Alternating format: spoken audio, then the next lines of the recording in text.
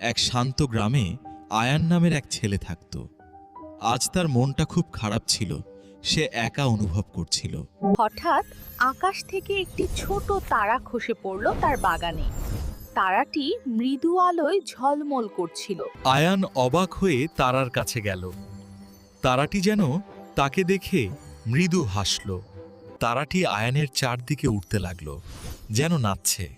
আয়ানের সব দুঃখ এক নিমেষেই ভ্যানিশ হয়ে গেল। তারাটি আয়ানকে শেখালো কিভাবে ভালোবাসা এবং যত্নে একটি মরা ফুলও আবার ফুটে ওঠে। তারাটির ফিরে যাওয়ার সময় হলো। আয়ান তাকে হাসি মুখে বিদায় দিল। তার মন ভরে গেল শান্তিতে। সেদিন রাতে আয়ান খুব সুন্দর একটা ঘুম দিল।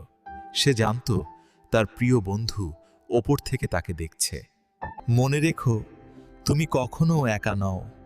তোমার পাশে সব সময় তোমার বন্ধুরা থাকে।